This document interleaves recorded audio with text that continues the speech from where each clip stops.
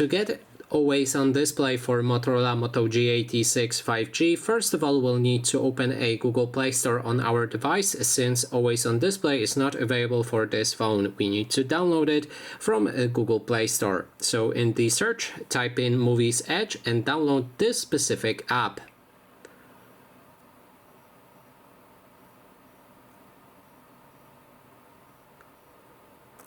Open it when it's ready and allow any permissions from below right here.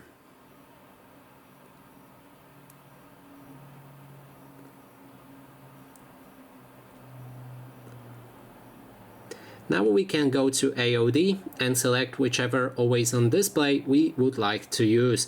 In this case, I'm gonna go for this one and then apply it. Now when it's applied, we can go back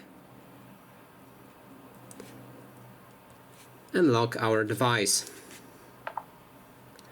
And in a moment we should see that always on display. And that is basically everything. Thanks so much for watching.